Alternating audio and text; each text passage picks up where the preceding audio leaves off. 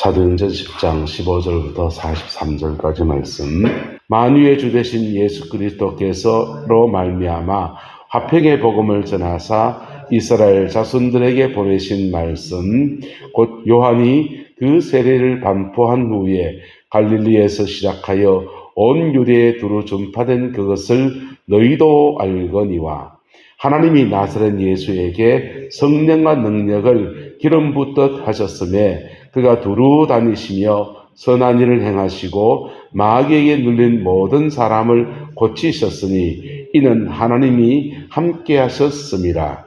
우리는 유대인의 땅과 예루살렘에서 그가 행하신 모든 일의 증인이라. 그를 그들이 나무에 달아 죽였으나 하나님이 사흘 만에 다시 살리사 나타내시되 모든 백성에게 하신 것이 아니요 오직 미리 택하신 정인 곧 죽은 자 가운데서 부활하신 후 그를 모시고 음식을 먹은 우리에게 하신 것이라. 우리에게 명하사 백성에게 전도하되 하나님이 살아있는 자와 죽은 자의 재판장으로 정하신 자가 곧 이 사람인 것을 증언하게 하셨고, 그에 대하여 모든 선지자도 증언하되 그를 믿는 사람들이 다 그의 이름을 힘입어 죄사함을 받는다 하였느니라. 아멘. 이 말씀의 축복과 은혜가 우리 교회 가운데 함께하게 되기를 예수님의 이름으로 축복합니다. 베드로는 이 고넬료의 집에 가서 복음을 전했습니다. 복음의 내용은 굉장히 어떻게 보면 단순한 내용입니다. 어떤 복음의 내용입니까? 요한의 세례부터 시작해서 요한의 세례, 회개의 세례입니다. 지금 이 고넬료와 이분들은 경건한 사람들이었어요. 그래서 유대교 신앙에 정통한 사람들이 되었습니다.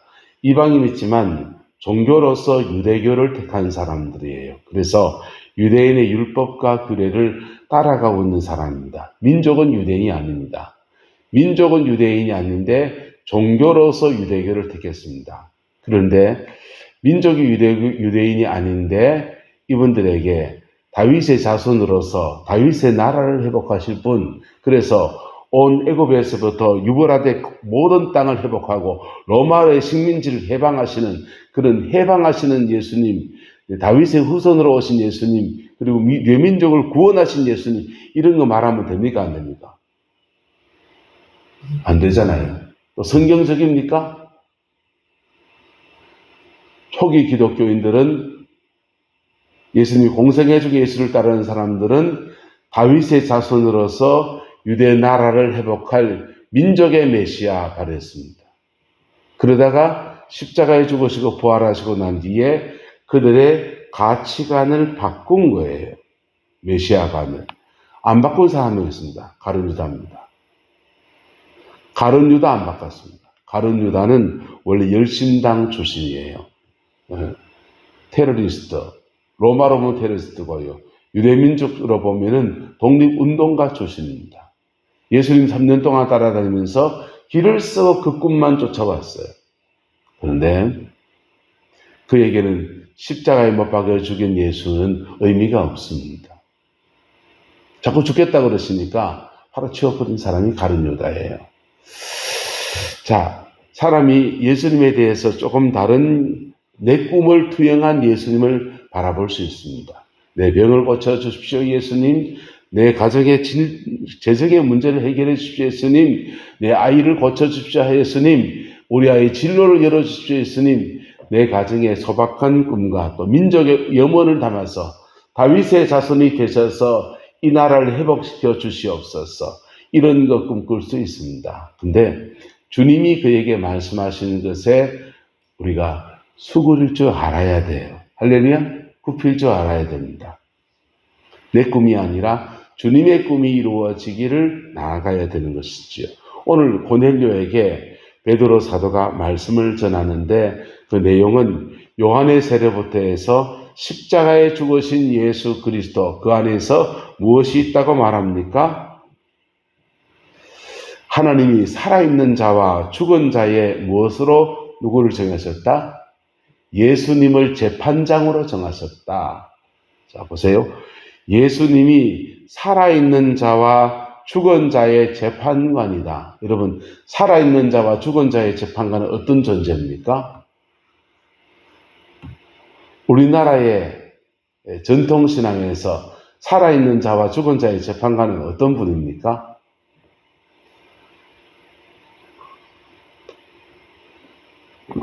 옥황상제잖아요. 신적인 존재잖아요. 옥황상제. 그래서 지옥 가고 천국 가고 판결하시는 분, 옥황상제. 우리나라의 전통신앙에. 근데 그것을 중국 사람 줄여서 옥황이라는 말 빼고 상제라고 했고, 우리는 하늘님이라고 그렇게 말했습니다. 하늘님이 네 용서하지 않을 거다. 그러다가 하늘에서 리얼이 탈락하면서 하느님이 되는데, 평양에서는 하늘이 하날이에요. 사투리가. 경상도 사투리 다듯이 이북 사투리 중에서 평양지방의 하늘이라는 단어의 사투리는 하날, 이렇게 날 이렇게 되고 아리아라고 해서 옛날 고로 점이 하나 찍히는 단어가 있습니다. 하날입니다.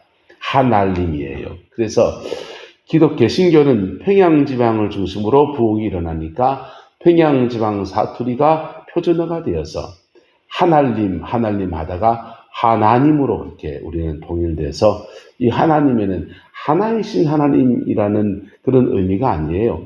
그건 물론 민족시장 안에서 최고의 신 상지라고 하는 것이 하늘에 있는 신에서 최고신 개념이 있지만은, 그거는 우리가 개신교가 한국 땅에 들어와서 차용한 언어입니다. 하늘님이에요. 자, 예수님이 지금 어떤 분이다? 성부 하나님께서 살아있는 자와 죽은 자의 무엇으로 정하셨다? 재판장으로 정하셨다. 그분이 예수다. 하나님의 아들이잖아요. 지금 사도 베드로가 이방인 고넬료에게 복음을 전하는데, 다윗의 자손으로 민족주의 예수 그리스도를 전하는 게 아니라 하나님의 아들이신 예수님을 전합니다. 그리고 그 예수님을 통해서 그에 대하여 모든 선지자가, 구약의 모든 선지자가 증언했는데, 그를 믿는 사람들이 다 그의 이름을 힘입어 무엇을 받는다? 죄 사함을 받는다 라고 말한 겁니다. 사죄의 은혜가 예수님에게 있다, 이렇게 말한 것입니다. 복음의 다양한 측면이 있습니다. 이적도 있어요. 복음의 다양한 측면 가운데 마태복음서는 유대인의 왕으로 오신 예수님에 대한 초점이 강합니다. 베드로 사도의 설교는 마가가 기록했거든요. 마가가 쓴 마가복음이 베드로가 말하는 것을 구술한 거예요. 근데 이 마가복음의 초점은 뭡니까? 인간의 죄를 위해서 이 땅에 오셔서 온갖 죄와 그 모든 짐을 짊어진 종으로 오신 예수님 말하는 겁니다. 그리고 거기에 하나 더 하면, 그 예수님이 모든 살아있는 자와 죽은 자의 재판관으로 정하여진 분이다 라고 그렇게 말하고 있습니다. 42절은 신성을 말하고요. 43절은 대속의 죽음을 말하는 겁니다. 인간으로 오셔서 대속의 죽음을 죽어주신 예수 그리스도. 사도 베드로의 설교의 초점은 두 가지 초점이었습니다. 이 단순한 복음을 전하는데 베드로가에게 다가서기까지 넘어야 될 산이 많았습니다. 유대인이라고 하는 신분, 그리고 이방인과 함께 음식을 함께 나누어 먹는 식사 예절을 가져야 되는데, 그 초청한 사람의 음식이 돼지고기, 삼겹살, 저는 좋아하지만 유대인들은 안 먹는 고기, 그런 고기들로 이렇게 장만하고, 심지어 기는 것도, 기는 거 뭐가 떠났을지 모르겠습니다. 선교사님들이 선교지에 가면 그 선교지에 있는 사람들이 선교사를 테스트해 볼 요량도 있고, 그냥 아무 생각 없이 그들이 좋아하는 것, 귀하다고 여기는 것들을 가지고서 선교사님을 접대합니다. 접대할 때 어떻게 접대하겠습니까? 군뱅이 구워가지고 오고 지렁이 잡아서 이렇게 토렁탕 끓여올 수 있고, 예. 인도, 파키스탄, 여러분, 유튜브에 보면은요, 거기 요리하는 거 나오거든요. 그냥 새까만 국물에다가 막 튀겨내고요. 그냥 발바닥에 그냥 과자를 담는데 발로 막 쓸어 담고요. 어떻게 저런 걸 먹나 싶은데, 선조시에 가면 그게 테스트 버전, 심지어 바퀴벌레 튀겨서 주는. 고사님, 바퀴벌레 튀긴 거 먹어내겠습니까? 근데 그걸 그때 눈치껏 갖고 먹어야 현지 사람은 친구가 되어집니다. 친구가 되어져야 인격관계가 되고, 인격관계가 돼야 복음을 전할 수 있는 것이죠. 지금 베드로 사도가 고넬료에게 가서 복음을 전하는데, 이 뛰어넘어야 될 산이 있는데, 민족과 민족의 복음을 전하려고 하면 뛰어넘어야 할 산이 문화입니다. 문화의 벽을 뛰어넘어야만 복음이 전해져요. 그런데 한국 사회 안에 지금 어떤지 압니까? 지방마다 조금 문화가 다르지요. 그리고 특별히 세대 간에 너무 문화가 달라졌습니다. 동일 문화권에서 복음을 전하는 것을 전도라고 그래요. 그런데 타문화, 다른 문화권에다가 복음을 전하는 것을 선조라고 그럽니다. 선조에는 문화의 차이를 이해하는 것들이 대단히 중요합니다. 문화의 차이를 이해하지 못하면 내가 살고 있는 문화를 절대화시켜요. 내가 살고 있는 문화를 절대화시켜서 그걸로 저 미개한 것들 이렇게 다가왔습니다. 그래서 19세기 선조를 그런 미개한 것들에게 계몽시키면서 복음을 전한다라고 접근했기 때문에 그 열매도 많았지만은 제국주의 선조의 응대를 띈 면이 생기는 것입니다. 근데 이 문화의 벽을 뛰어넘어서 복음을 전하는 운동이 펼쳐지면서 선조사들이 요즘 많이 공부하는 것은 몇 가지 중요한 걸 공부해요. 선조시 가보니까 영적 전쟁에 치열하더라. 그래서 영적 무장, 영적 전쟁, 그리고 영적 전쟁을 이기고 복음을 전하는 것, 이런 데 대한 초점이에요. 또 하나는 문화입니다. 문화. 나와 다른 문화를 어떻게 이해할 것인가?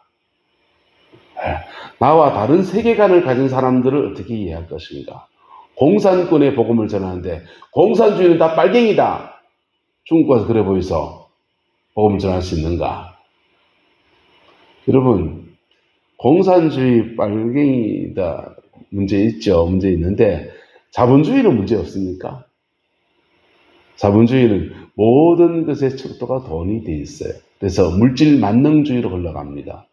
공산주의는요, 공산주의도 마찬가지예요. 인간이 만든 제도는 어디나 다 문제가 있는 겁니다. 그저 오늘 시대에 가장 잘 맞는 것을 그때그때 찾아서 가는 거예요. 그래서 사조, 사상, 문화 이런 것들을 선입관 다 뛰어넘어야만 복음이 전파되어지는 그런 문제가 생깁니다. 그래서 선교사들에게는 다문화로 갈 때는 세계관, 복음 안에서의 세계관, 다른 문화를 어떻게 이해할 것인가, 그리고 다른 간섭을 어떻게 볼 것인가, 다종교 이해까지 포함해서 타문화 선조에 관해서는 이걸 공부를 해야 돼요. 공부하지 않고 가면 자기도 모르게 자국문화 우월주의가 나와요.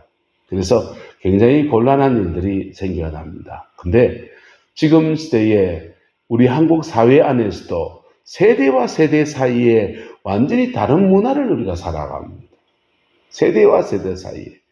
교회에서 찬양 인도를 하면 몇 가지 중요한 초점을 바꿔야 돼요. 젊은 세대가 찬양 인도를 하면 걔들은 리듬파라고 합니다. 리듬파. 비트가 강한 음악을 드럼이 들어가면 없다 이렇게 들어가거든요. 16분음표를 쪼개가지고 이제 그렇게 드럼 비트를 쿵 치면서 곡이 들어간다. 근데 드럼 없이 그 곡 부르면 진짜 어려워요. 그런데 연세 드신 분들 그런 비트가 빠른 음악을 따라가지를 못해요. 그래서 연세 드신 분들은 느린 찬양을 좋아. 선율파라고. 리듬파와 선율파가 음악에 문제가 있고요. 정치에 대해서도 견해가 달라요. 젊은 세대가 살아가는 문화의 세대가 완전히 다른 문화를 우리가 살아갑니다. 그래서 근데 다음 세대나 그런 세대들에서 문화적 이해를 동반해서 복음을 전해가면서 접근하면 의외로 조금 쉬워집니다. 쓸데없는 다툼과 갈등을 줄일 수가 있는 것이지. 그래서 하지만 그 복음을 듣지 못하게 하는 것은 영의 문제가 있기 때문에 영적 전쟁은 어디에나 치열합니다. 할렐루야. 이 두 가지를 잘 뛰어넘을 때 그때 복음의 정수를 이 고넬료의 가정에 풀어낼 수 있는 사람으로 하나님이 준비시키시는 겁니다. 그래서 복음은 베드로가 간단하게 복음을 전합니다. 하나님이 살아있는 자와 죽은 자의 재판관으로 예수님을 정하셨고 모든 선지자도 말하기를 그를 믿는 사람이 다 그의 이름을 힘입어 무엇을 받는다? 죄사함을 받는다. 할렐루야. 죄사함 받으면요. 죄사함 받으면 성령님이 임하시고 성령님은 우리를 하나님이 창조하신 원래 형상으로 온전하게 하시고 온전해지면 지목새 인생을 살아내고 지목새 인생을 살면 열매 맺고 열매 맺으면 열매 맺는 것 속에 하나님의 영광을 돌리면서 주변 사람의 기감이 되고 복음을 믿었더니 저렇게 사람이 변하는구나.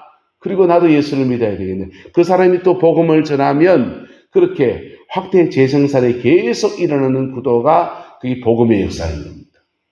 이게 지금 툭 끊어졌어요. 왜 끊어졌습니까?